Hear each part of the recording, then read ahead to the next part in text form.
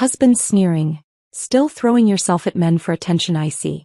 Wife calmly. That man was the forensic accountant tracing your embezzlement. By the way she slides the papers across the table, you can tell. These are updated divorce papers. You now owe me 70% after hiding assets. Husband laughing nervously. You'll never prove. The door bursts open, police stride in. Wife smiling sweetly. Oops, your mistress flipped first. Funny, I hired her to seduce you. I never meant to find it. The statement was buried on page 17 of Reed's corporate credit card bill. A transaction at Tiffany's for $8,743 that occurred while he was supposedly closing deals in Chicago. I froze, my cup of tea suspended midway to my lips as reality shifted beneath me. Business expenses, he'd always say with that practiced smile whenever I asked about our finances. Nothing for you to worry about, Hope. But that's exactly what I'd been doing for 10 years. Not worrying, not questioning, not seeing.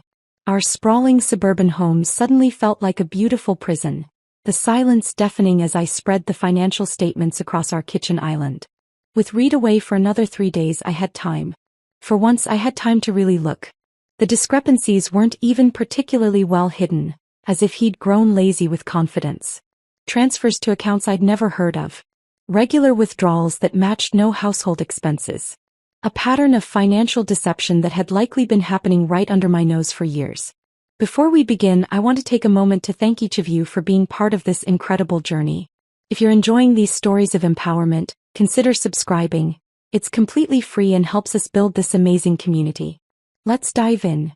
I remember touching my wedding ring, twisting it nervously as I had so many times before when Reed would sigh dramatically at my questions, making me feel small for asking.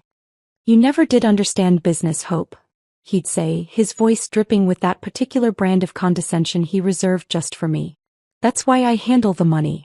Stick to your charity work. My charity work. The irony wasn't lost on me. I'd spent years raising funds for domestic violence victims while slowly becoming a different kind of victim myself. I opened my laptop and began taking photos of everything, my hands trembling but my mind suddenly, startlingly clear.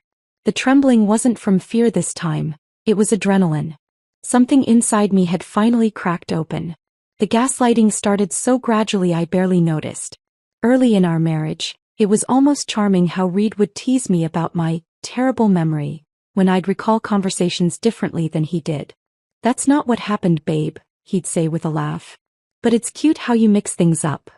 3 years in, I stopped trusting my own recollections entirely, conceding to his version of events to avoid the exhausting arguments that would follow if I didn't. If you say so, Reed, became my mantra, the path of least resistance. By year 5, the public humiliations had become routine. At his office Christmas party, I'd mentioned reading an article about market fluctuations. Reed had placed his hand on my shoulder, squeezing just a little too hard as he smiled at his colleagues. Don't mind Hope, he'd said, his voice light but his eyes cold. She thinks reading the Wall Street Journal headline once makes her Warren Buffett. Stick to your strengths, honey. You look beautiful tonight and that's what matters. Everyone had laughed politely. I'd smiled too, dying inside as I always did. Later that night, I spent an hour crying silently in our bathroom while Reed slept soundly, untroubled. The isolation happened next. My friends didn't understand our lifestyle. My sister was jealous of our success.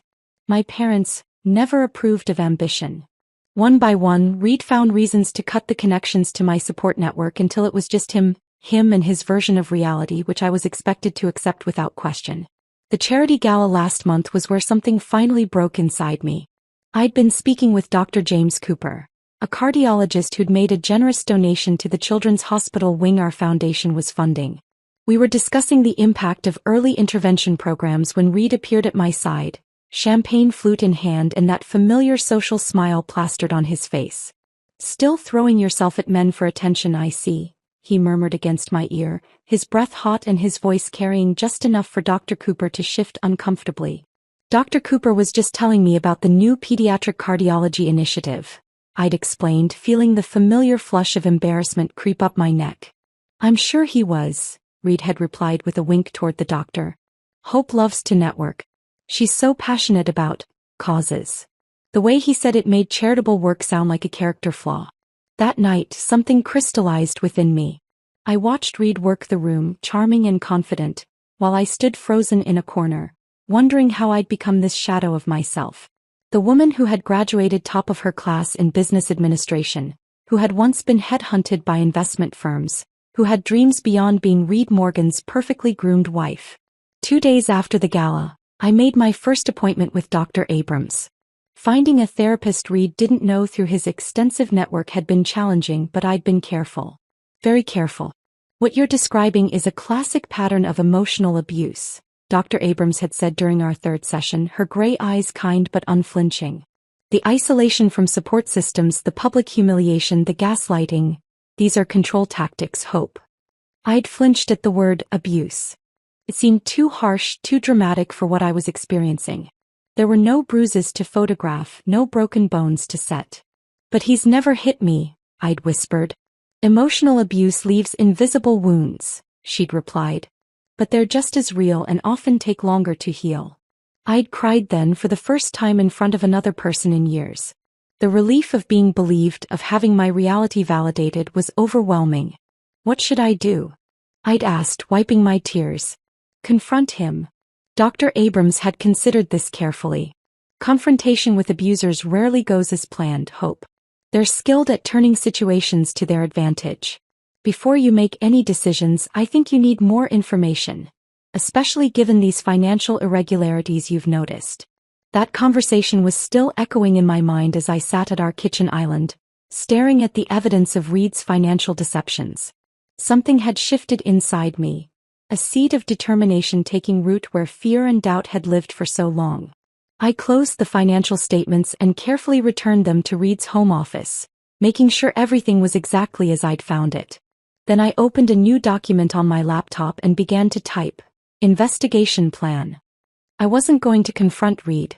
Not yet. First, I would build a case, meticulously, strategically, leaving nothing to chance. The financial executive he'd belittled for years was awakening from a long slumber.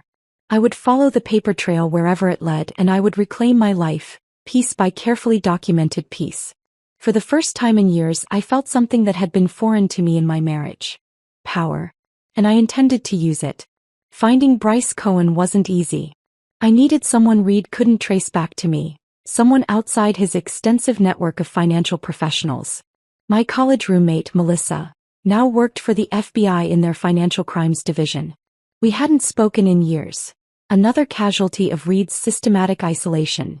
But her Facebook profile was still active. It's been too long, she said when we met for coffee at a small cafe 40 minutes from our neighborhood. I'd told Reed I was attending a foundation meeting. I always wondered what happened to us. I carefully sidestepped her implied question. I need someone who can trace financial irregularities, Mel. Someone discreet, thorough, and not connected to Boston's financial elite. Her eyes narrowed slightly. Is everything okay, Hope? It will be, I replied, surprised by my own certainty. 3 days later, I sat across from Bryce Cohen in his modest office in Cambridge. With his rumpled button-down shirt and direct gaze, he was nothing like the polished financial advisors in Reed's circle. Mrs. Morgan, he began. Please call me Hope. Hope then. Your friend Melissa speaks highly of you. He leaned forward. She mentioned potential financial misconduct. I should be clear. If there's criminal activity, there are reporting obligations I can't ignore. I slid a USB drive across his desk. These are copies of statements I've gathered. Nothing conclusive yet, but enough to raise questions. I need to know what I'm dealing with before I make any decisions. Bryce inserted the drive, and his expression remained neutral as he scanned the documents.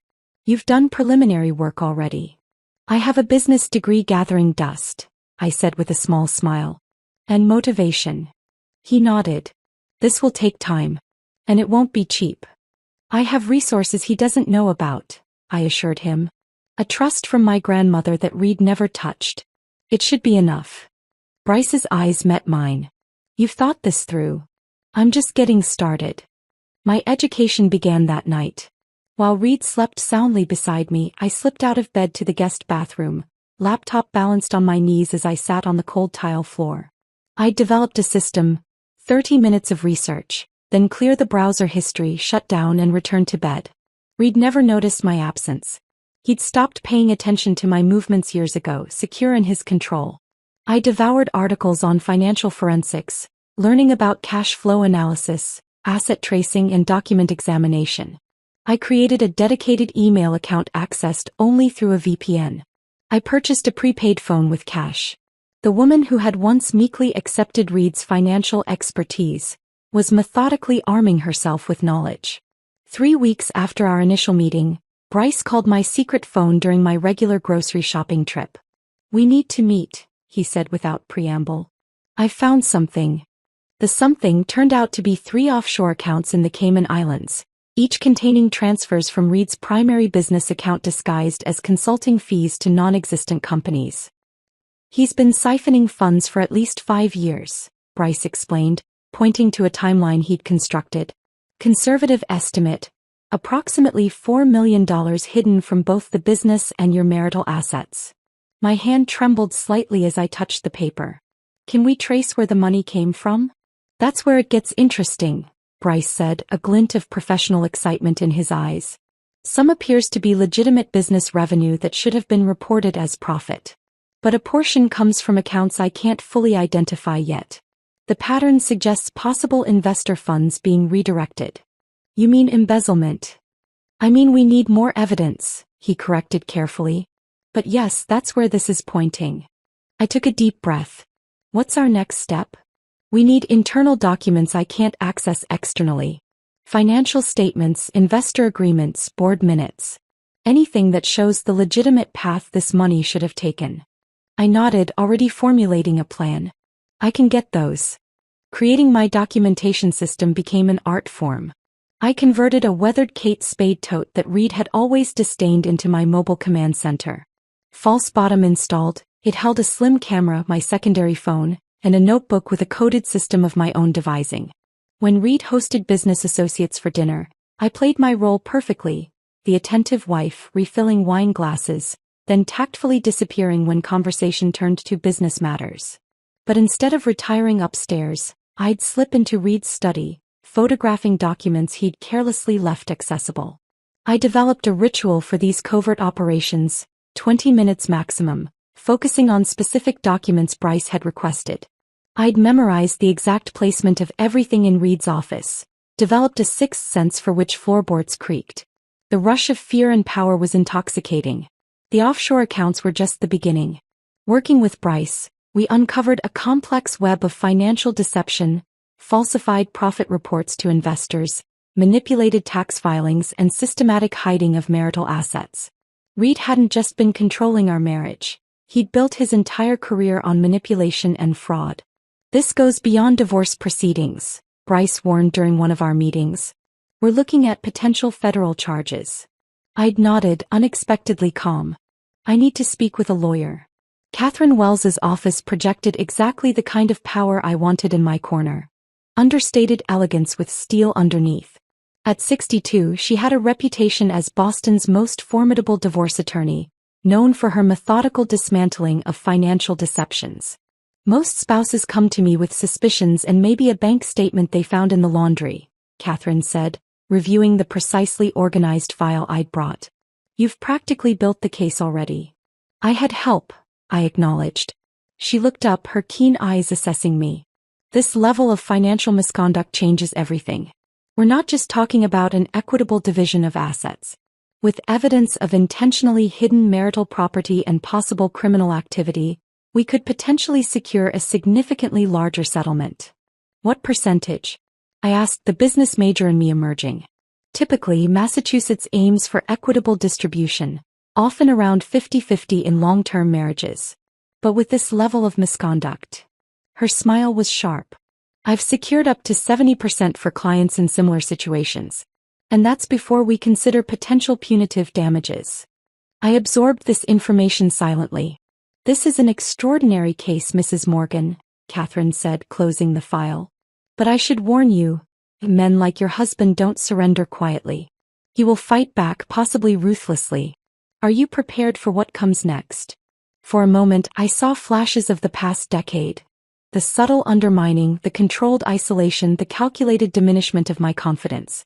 Then I remembered the steel I'd discovered within myself these past months. "Call me Hope," I said. "And yes, I'm more than ready." "We need concrete evidence of his intentions," Catherine explained during our second meeting. "Financial documents establish the pattern of fraud, but personal communications would strengthen our position immensely." "Reed is careful with his digital footprint," I replied.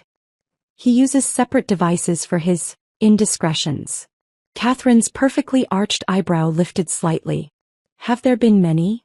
"Enough," I said, surprised by my lack of emotion.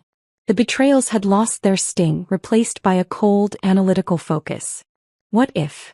I hesitated, the idea forming as I spoke. What if someone could get close to him? Someone he'd trust with his secrets? Catherine leaned back in her chair.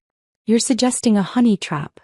"I'm suggesting we give Reed exactly what he's always wanted: validation of his own irresistibility." Finding Naomi Mitchell was Catherine's contribution. "My niece is in law school at Boston University. She knows a student there. Brilliant, struggling financially with theater experience. Completely outside Reed's social circles." Naomi had the kind of beauty Reed couldn't resist, confident yet seemingly obtainable. We met at a small coffee shop near the university, where I laid out my proposition. "Let me get this straight," she said, stirring her latte methodically. "You want me to pretend to be interested in your husband, record his conversations, and get him to reveal financial misconduct?" "Yes." "And you're not upset about the implications of this arrangement?" I smiled thinly. "Reed stopped being faithful about 3 months after our wedding. I'm well past jealousy." Naomi studied me with surprising intensity. "This could get complicated." "It already is. That's why I need someone smart enough to navigate the complications without getting lost in them." She was silent for a long moment. "Law school is expensive," she finally said. "And working part-time at the library barely covers ramen. I can offer $20,000, plus bonuses for actionable evidence. All expenses covered, of course." Her eyes widened slightly. "With that kind of money, I could graduate without additional debt. Consider it an alternative legal internship. Just with better compensation than most." She laughed then, a genuine sound that surprised both of us. "When do we start?" The training sessions began the following week. In my hotel room. Never my house, never anywhere Reed might have connections. I created a detailed profile of my husband.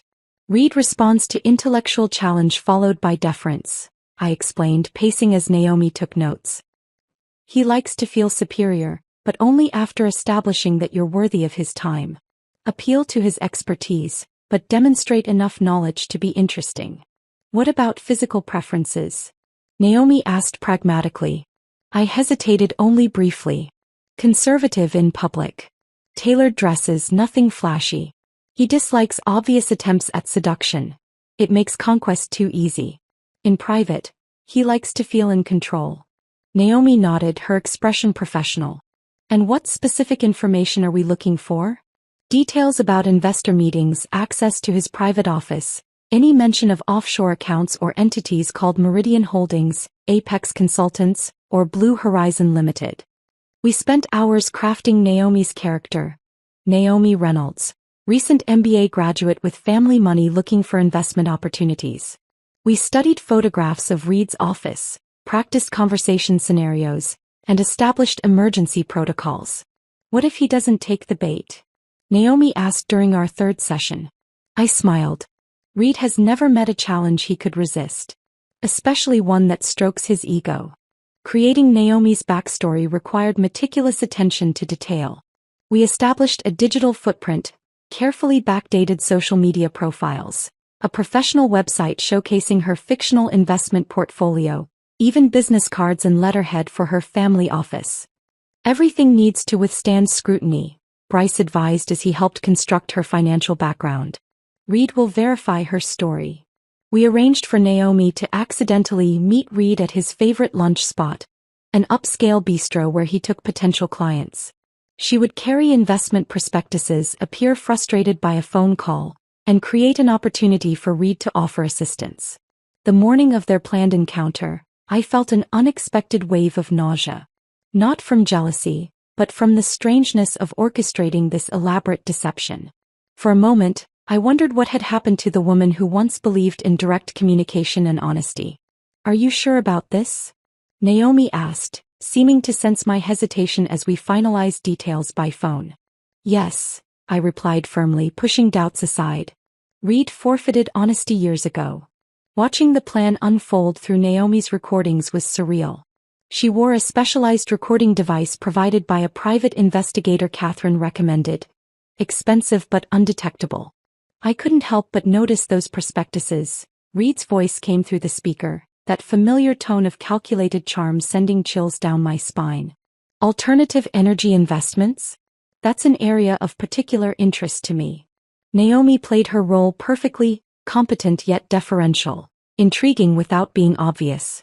By the end of their chance meeting, Reed had suggested a follow-up conversation about potential investment opportunities. "That was uncomfortable," Naomi admitted when we debriefed that evening. "He's very smooth." "Years of practice," I replied. Over the following weeks, Naomi gained Reed's confidence with remarkable efficiency. Their meetings moved from public restaurants to his private office. Their conversations from general investment discussions to specific opportunities with his firm. Each recording revealed more of Reed's calculated manipulation. The same techniques he'd used on me now deployed on Naomi. The familiar patterns were both validating and painful to witness. "He mentioned Meridian Holdings today," Naomi reported excitedly after their 5th meeting. "Said it was a special opportunity for select investors." When I expressed interest, he hinted that formal investment channels were unnecessarily restrictive. "That's it," I whispered. "That's the connection we needed." I hadn't anticipated the friendship that developed between Naomi and me. What began as strictly professional meetings evolved into conversations that stretched late into evenings. My ex-boyfriend was similar. Naomi confided one night over takeout containers in my hotel room. Not as sophisticated as Reed, but the same playbook: isolation, subtle criticism disguised as concern, making me question my own perception. "How did you get out?" I asked. "My roommate staged an intervention. Showed me text he'd sent her trying to hook up while we were together." She smiled grimly. "Sometimes you need external evidence to trust your own instincts." I nodded. "That's exactly what we're doing, gathering evidence. Not just for the court," Naomi said thoughtfully. "For you too. Validation that you weren't crazy all those years." Her insight startled me. This law student had seen through to the heart of my mission in a way I hadn't fully acknowledged to myself. As weeks passed and evidence accumulated, Naomi became more than an operative. She became my confidant, perhaps my first real friend in years. The irony wasn't lost on me, that in setting a trap for my manipulative husband, I'd found an authentic connection I'd been missing. "He's invited me to the charity gala next weekend," Naomi said during our latest update. "Said it's time I met his associates." I froze. "That's where I'll be. As his wife." We stared at each other, understanding the perfect climax this presented, and the perfect risk. "Then I guess it's time for the next phase," Naomi said with quiet determination. "Are you ready?" I took a deep breath. "More than you know." The charity gala loomed 3 days away, and with it the converging of my two carefully separated worlds. That morning I stood in our master bathroom, applying mascara with practiced precision while Reed showered. My reflection showed the same Hope Morgan I'd been for years, poised, attractive, unthreatening, while inside, an entirely different woman calculated her next move. "I'm having my tux pressed for Saturday," Reed called over the sound of running water. "Wear the blue Vera Wang. The donors respond well to it." "Of course," I replied, my voice pleasant and accommodating. The perfect wife right on cue. "I've already scheduled my hair appointment." "Good girl," he said absently. I watched my reflection carefully, making sure no flash of anger showed in my eyes at his condescending praise. The art of self-control had become second nature over our 10-year marriage, but these past months had elevated it to a masterclass in deception. When he left for work, I made my usual show of kissing him goodbye at the door, reminding him about dinner that evening with his board member Lawrence. The moment his car disappeared down our tree-lined street, I moved quickly to the guest bedroom closet. Behind winter coats and seldom-used luggage, I'd created a small hidden repository. Using a step stool, I reached past the air vent, a space Reed would never think to check, and retrieved a small lockbox. Inside were the items that mattered most. My grandmother's jewelry that Reed thought I'd put in the bank vault, original copies of my academic credentials, family photographs from before Reed had systematically removed them from our home, claiming they clashed with the decor. I added these to the growing collection in my safety deposit box at a bank across town. A bank where Reed had no connections. Item by item, I was extracting the evidence of my true self from our shared life. Financial independence had been my first priority. The trust from my grandmother had remained untouched throughout our marriage. Something Reed had dismissed as sentimental nonsense, not worth his financial expertise. Now it provided the foundation for my escape. Working with a financial advisor Catherine had recommended, a woman who specialized in helping clients leave controlling relationships. I had established new accounts, secured credit in my name alone, and begun the process of building my separate financial identity. "You're ahead of most clients," Diane had told me during our last meeting. "Most women in your situation don't have access to their own funds." Reed's focus was always on control, not protection, I explained. He wanted to manage our daily finances, but never bothered to investigate what I might have independently. "His arrogance is our advantage," she'd replied with a knowing smile. The first close call came in late March. I'd been photographing documents in Reed's home office when I heard the garage door opener. Hours before he was expected home. His meeting must have ended early. Heart pounding, I quickly replaced the files, closed his drawer and opened instead the household accounts I legitimately managed. When he entered his office 30 seconds later, he found me at his desk with a checkbook and calculator. "What are you doing in here?" His tone carried that edge of suspicion I'd learned to fear. "The landscaper needs payment for the spring planting," I explained, gesturing to the checkbook. I couldn't remember if we'd agreed on the boxwoods or the hydrangeas for the east garden. He frowned. "You could have called me." "I didn't want to interrupt your meeting," I said, standing to give him access to his desk. "How did it go with the investors?" "The diversion worked." Reed launched into a self-congratulatory account of his presentation, his momentary suspicion forgotten in the pleasure of recounting his own brilliance. Later that night, I sat on the bathroom floor, shaking with delayed adrenaline. The close call had rattled me more than I wanted to admit, bringing back the familiar feeling of walking on eggshells that had characterized so much of our marriage. "Focus," I whispered to myself. "Just a little longer." Living two completely separate lives exacted a toll I hadn't fully anticipated. The constant vigilance, monitoring my expressions, moderating my tone, maintaining the fiction of normalcy, was exhausting in ways I couldn't have imagined. I developed rituals to keep myself centered. Each morning before Reed woke, I would stand in our backyard, feeling the grass beneath my bare feet, reminding myself that this deception was temporary, that I was working toward freedom. Dr. Abrams helped me manage the psychological strain during our weekly sessions, now conducted under the guise of volunteer committee meetings. "What you're doing is necessary," she reminded me during a particularly difficult week. "But it comes with costs. You're essentially operating as an undercover agent in your own life." "Sometimes I wonder if I'm becoming like him," I confessed. "Using manipulation, hiding the truth." "The difference is intent," she said firmly. "You're seeking justice and protection, not control and domination. Don't lose sight of that distinction." Still, there were moments of doubt. Nights when I lay beside the man I was methodically destroying, wondering if there had been another path. Mornings when the weight of secrets felt too heavy to bear. During those moments, I would remember the years of subtle cruelty, the systematic dismantling of my confidence, the financial betrayals that went beyond our marriage to affect innocent investors. The clarity would return along with my resolve. The final piece of the puzzle fell into place unexpectedly. Reed had been unusually distracted at breakfast, checking his phone repeatedly, his usual smooth composure slightly frayed. "Everything all right?" I asked, pouring his coffee with practiced domestic care. "Fine," he snapped, then immediately modulated his tone. "Just a hiccup with the Meridian account." I nodded sympathetically while my internal alarms blared. Meridian, the same entity Naomi had been tracking through her conversations with Reed. That afternoon, while Reed was at his club playing racquetball, I made an unexpected visit to his office, bringing lunch to his secretary Linda. After years of being the perfect corporate wife, these small gestures were expected, even appreciated. "You're a lifesaver," Linda said, accepting the gourmet sandwich. "It's been chaos here today." "Oh, what happened?"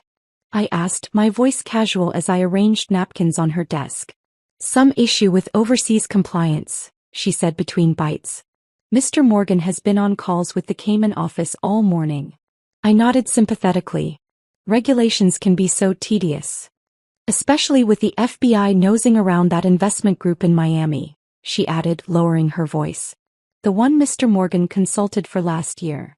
My heart nearly stopped, but my expression remained one of mild interest. How frustrating for him. That evening I called Bryce from my secure phone. "We need to look into FBI investigations of investment groups in Miami.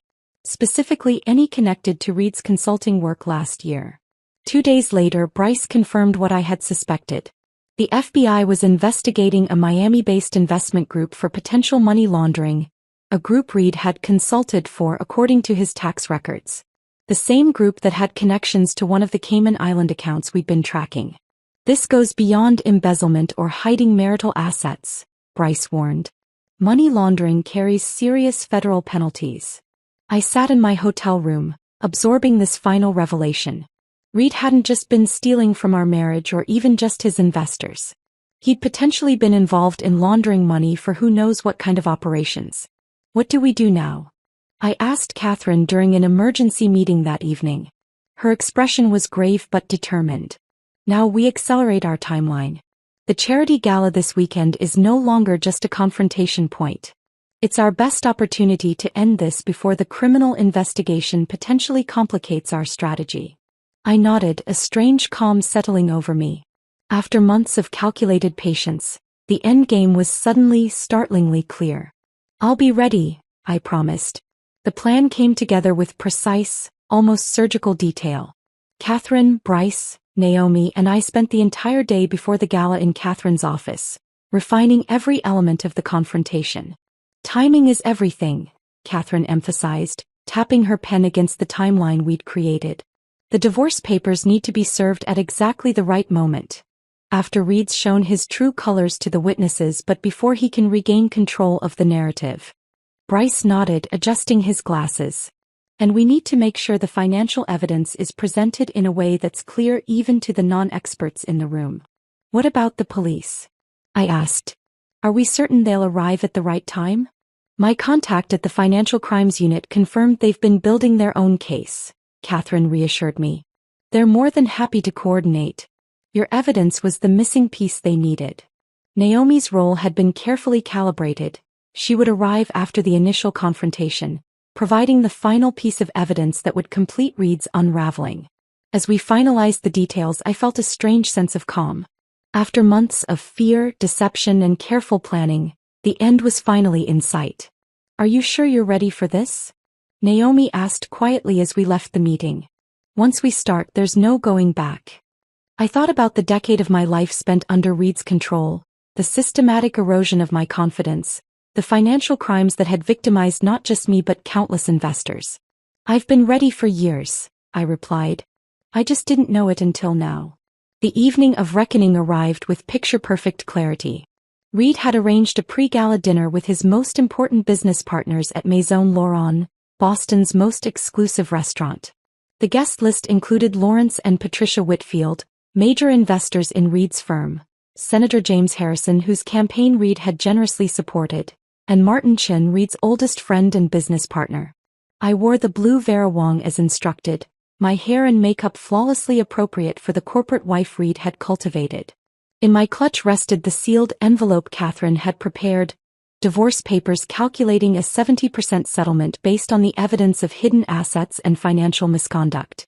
Throughout the appetizer course, I played my role with practiced precision, smiling at the right moments, asking appropriate questions about the Whitfields' recent vacation to the Maldives. Reed barely acknowledged my presence except to order for me salmon, not the steak I would have preferred, a small control tactic he'd employed throughout our marriage.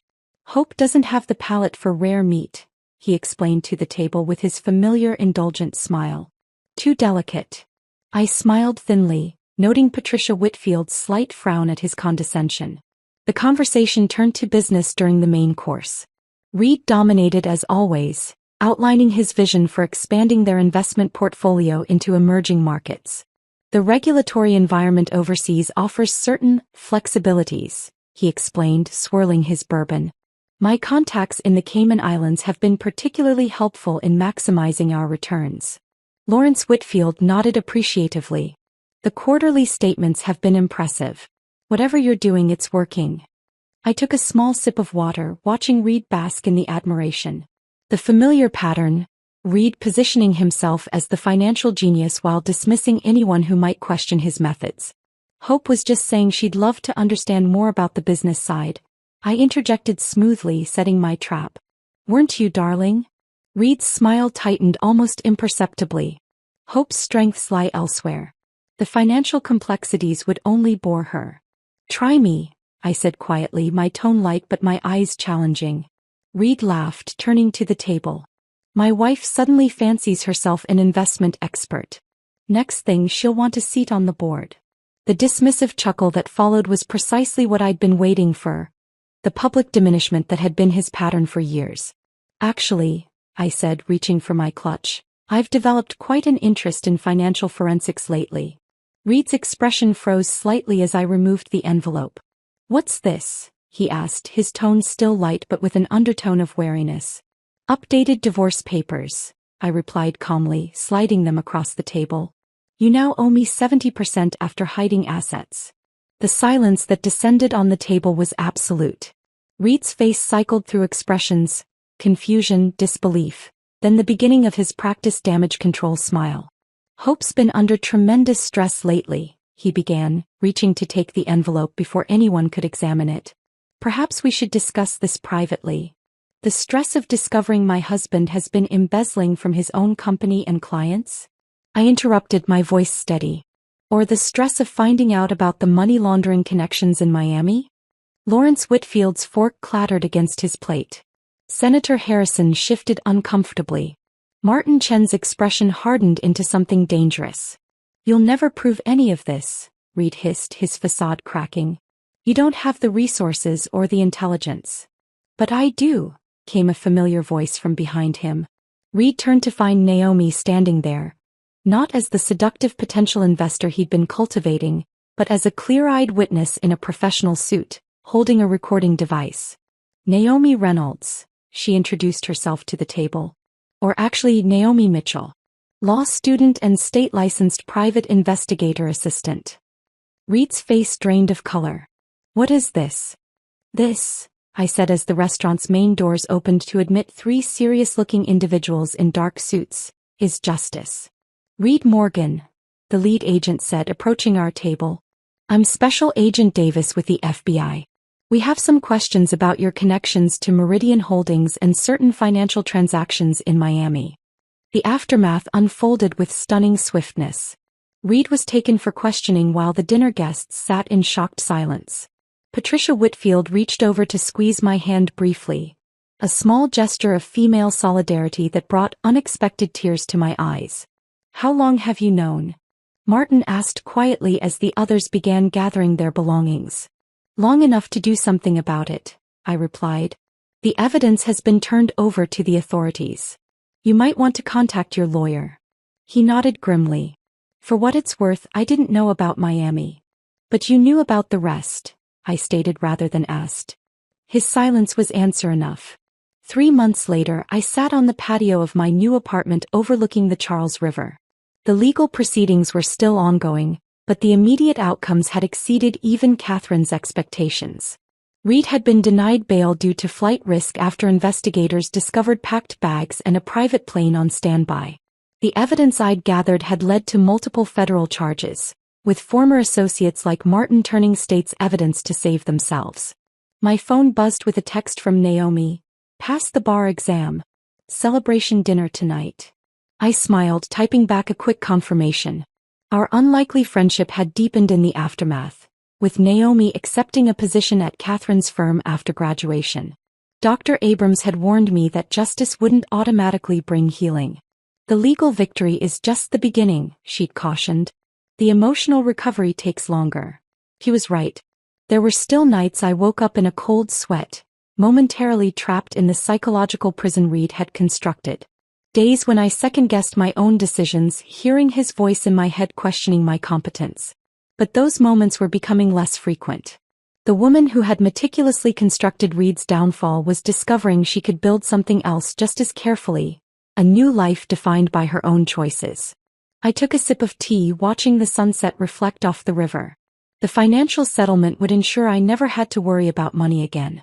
More importantly, the frozen accounts Reed had hidden offshore were being used to compensate the investors he'd defrauded. Justice, it turned out, could indeed be served cold. But the life that followed could still be warm with possibility.